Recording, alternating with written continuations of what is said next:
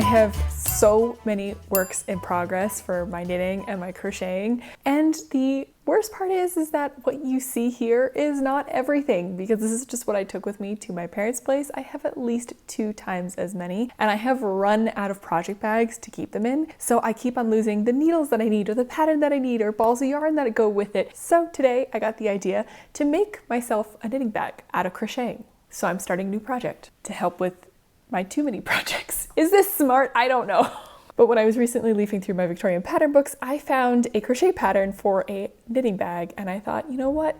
I could actually use one of those. So let's go back in time a little bit to when I started working on this project. So we're using this book of Weldon's Practical Needlework. We are using volume 2, which you can tell here from these 2 stars at the bottom and 2 stars at the spine. And these volumes are a collection of pamphlets. I don't know what time period one particular volume spans. My guess would be like 6 months to a year. But originally, when you look here and you see all these different topics, crewel work, bizarre articles, knitting, crochet, when they say 5th series, 4th series, that would have each been an individual pamphlet, and then this publisher would have collected them all together in this particular book. Each topic, the first series, is actually an instruction manual. Why is that important? Well, many of you might know that the US and UK terms for crochet are different. So when you're looking at a pattern, it's important to know if you're looking at a US or UK version. Weldon's is a UK publisher, so we can assume that they're UK terms, but sometimes also antique versus modern terms can be different. So it's very helpful to have the first series of a particular needlework to know what stitches we're talking about. Now, the instructions for the bag for knitting say that you have to start with a 50 chain and work 4 rows of plain tricot. I've never heard of that particular term before. Maybe you have. But when I looked back at the first series and had the instructions for a tricot stitch and how to do that, I realized right away that this is what I would call Tunisian crochet. Now knowing that tricot is Tunisian crochet, let's go ahead and get started with this knitting bag. The original pattern, I think, has a really interesting color scheme. It is alternating cherry red and green, but the green is done as a gradient for each stripe from light green to dark green back to light green.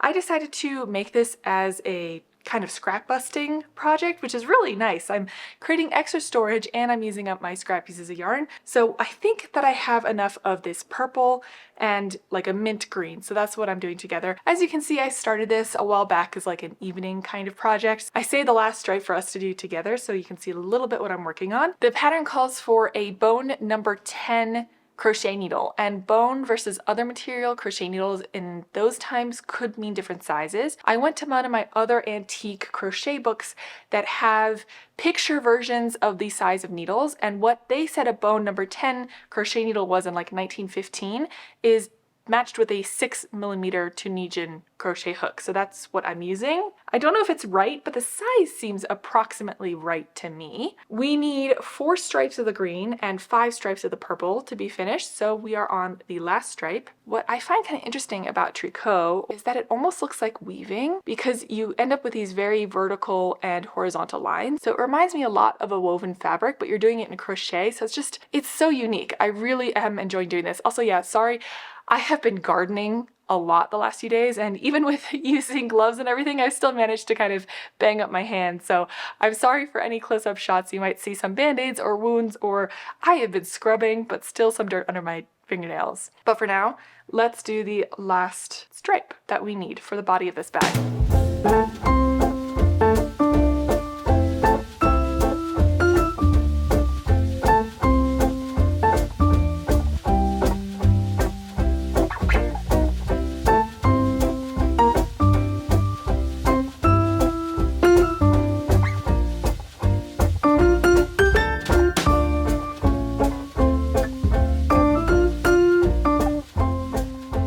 To do my last row of the last stripe, and I'm a little bit confused about the next set of instructions. Let me read it for you. When all the stripes are worked, cast off the tricot stitches with a row of single crochet. I looked at the instructions for the crochet bit. It had nothing about how to cast off tricot crochet stitches. I tried to look at what it was. So basically, I think when you're doing Tunisian crochet, when you finish one row, the row before it has kind of holes in it.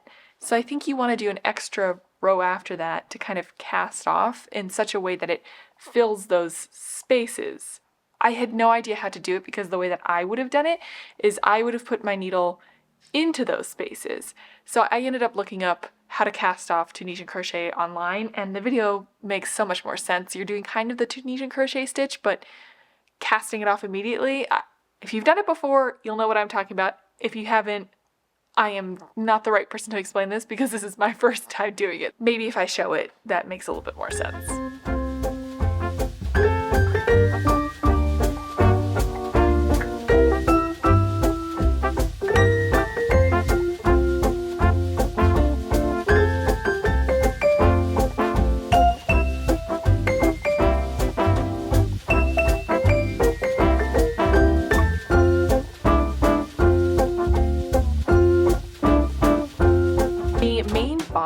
Of this bag is now complete. It's just a big kind of square. And what happens with this is that it gets folded around, and if you compare that to the illustration, you can kind of see that this forms the front, back, and bottom of it, and we have to close up each of the ends and create the top bit of it. So the next set of instructions is about each of the ends, and we are going to start with one side and what the book calls a long treble crochet, which I think from the directions is just a ordinary US treble crochet, wrapping the yarn around the crochet hook 3 times before you put it into your stitch.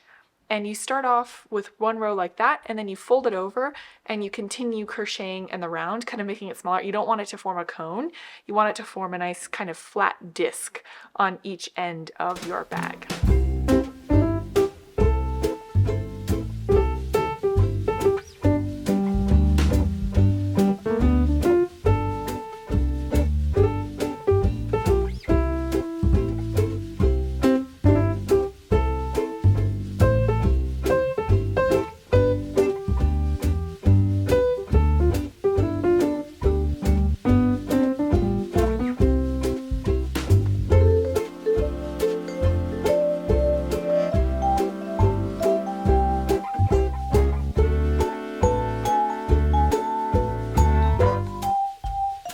Okay, so I am on the second row, which is the last row of this end piece, and I'm getting a little confused. So the instructions say, let me quote you exactly, long, loose treble crochet.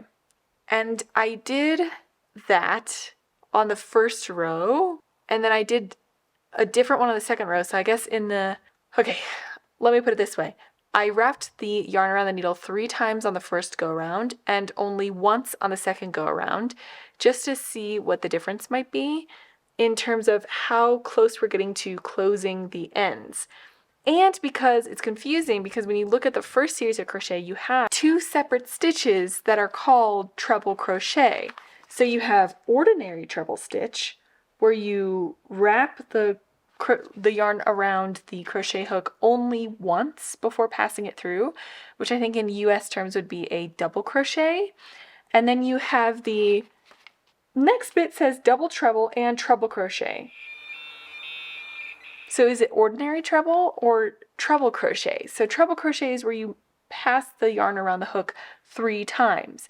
And because the instructions said long, loose, I interpreted that to mean not the ordinary, but the treble crochet, which is the longer stitch. But when I'm looking at it now, it just seems like it's going to be incredibly floppy on the ends, and that there's going to be way too much fabric there to close it off in the way that the illustration looks.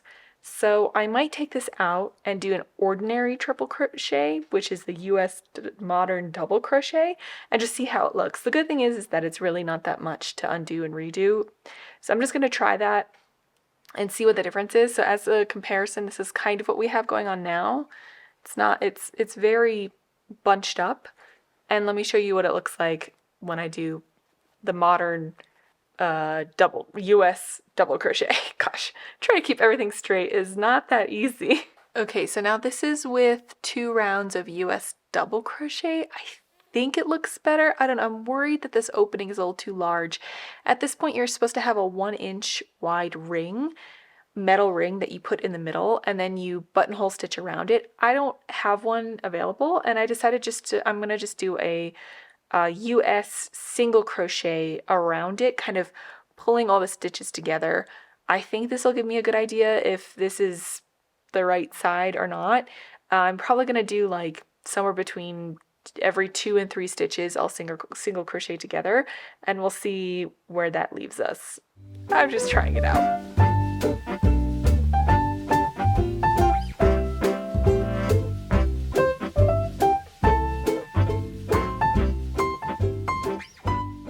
Okay, so I feel like you're starting to see that side a lot more, but this seems a lot wider than an inch. Let me check. I have like a little ruler app on my phone. Oh yeah, that's... We're at 2 inches rather than 1 inch. It's supposed to be an inch, right?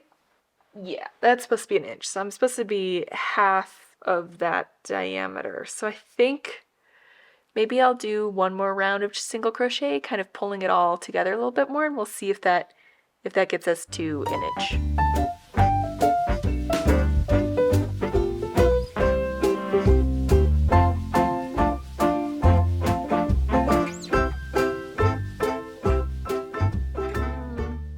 Still a little wide. I might do like a slip stitch all the way around, and that could give it some more structure too. Okay, now it's slightly on the small side, but I would rather it be slightly small than slightly too large because I don't have a ring that's stabilizing it in there, and I think it might stretch out a little bit over time. So that is one end. I ended up doing 2 rounds of US double crochet, 1 round of US single crochet, or 2. I might have to double check on that, and a round of slip stitch. And I don't mind it. It's a little, I think this looks a little funny compared to this. Like it just looks, it's not a bad look. It just maybe doesn't fit with the rest of it as well, but it's okay. So I think I have to make the other side to match. Let's do that real quick. And the other end is done. So we have both ends now completed on this bag. It's starting to take shape a little bit more. I think you can start to actually see what this bag's supposed to look like, but we still have to work on this front top, I think it's more top opening. It's curling back right now, so the crochet that goes on the top of it as per the illustration should kind of hold that up better, and it's a way to shut the bag as well. We have 1, 2, 3, 4, 5 rounds that complete the top, which really feels like this project is quick so far. I'm not very fast with Tunisian crochet, so that took me a little long, but this feels like a really fast, scrappy project, which makes me think I'm going to take pictures of this and link it down below. I'll have it for free, available for free. You can either download it on Ravelry or I'll put it on my website. You can download a PDF, because this is like a really nice, quick, scrappy project that is very useful when you're either knitting or crocheting a lot. You've got a bag for your stuff, at least for me. Oh yeah, I'm also realizing that I switched up the colors that they recommended.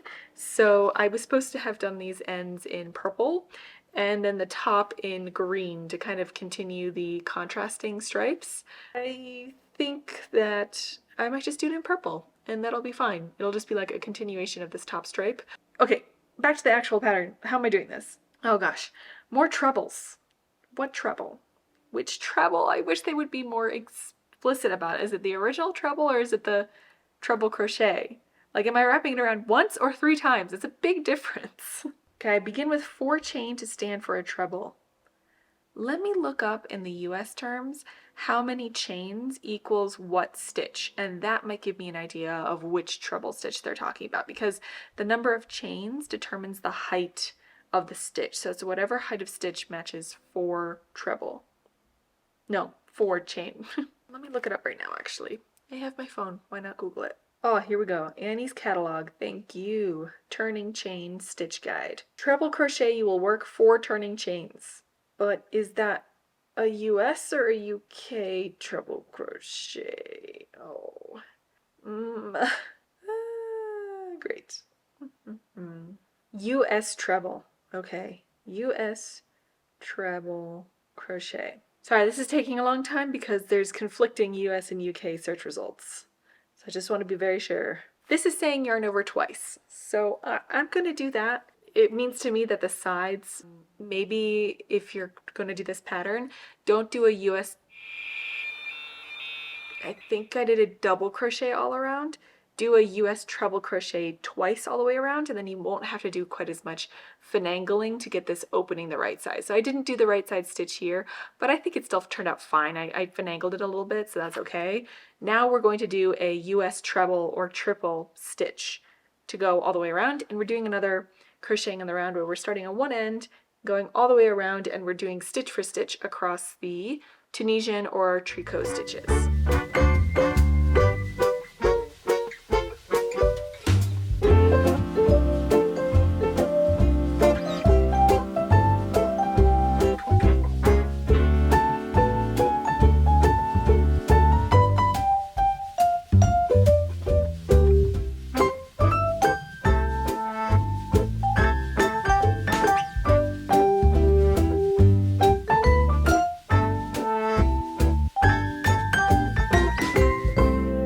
That was my last stitch on this bag. The bag's done.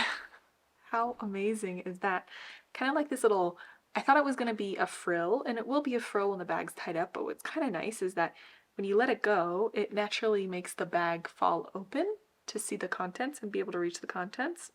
I like it. Last two things. All the ends need to be woven in, and it's really... Weaving in ends has always been my least favorite thing to do by far.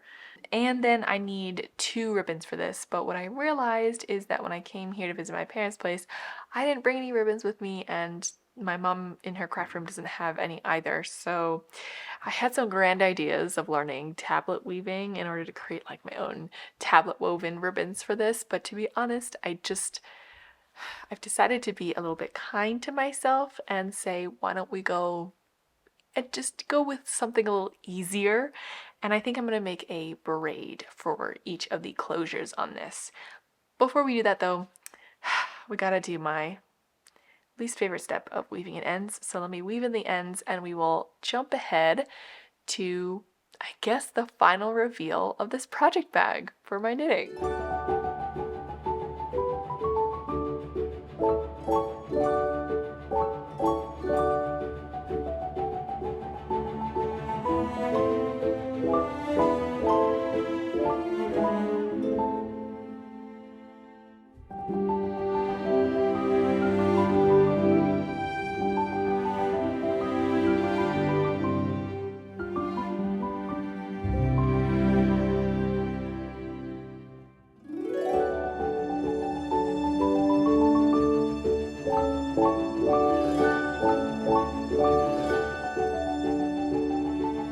I am in love with this project bag. I have to say it feels very, very useful for antique or vintage projects. I currently have a vintage project in here. The fastening works really well. It opens up really nice and flat and I can access what's inside. What I do have to note is that this is probably not the right project bag if you have very bulky yarns, because there just isn't enough space underneath a hole for that project and the balls of wool to be stored.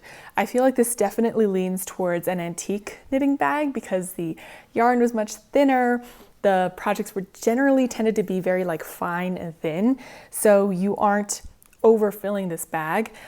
I don't know what gauge this is supposed to be, so I don't know if this ended up being the right size.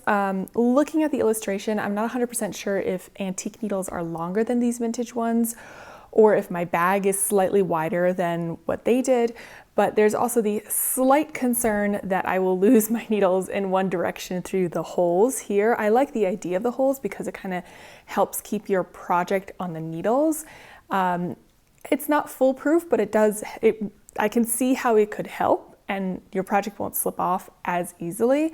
All in all though, I think this was a great scrap project. It was pretty quick for me. I did the finishings in less than half a day and I did the main Tunisian crochet over the course of a few evenings. It was just a really nice, fun, easy project that I could see myself doing again, maybe in slightly different iterations to keep it going. When things are a little tough for me personally, it feels very, very comforting and like confidence building to finish something and finish something in a way that is very useful and helpful to me. So this was really another one that I can check off in the positive column. So thank you for joining me for that. If you enjoy antique, vintage, fiber crafts like knitting, crocheting, antique knitting machinery, feel free to subscribe. I have got a bigger project that's coming up from the Regency era that I think is pretty unique and interesting, so stick around for that if you like the sound of that, and I will see you again very, very soon. Bye!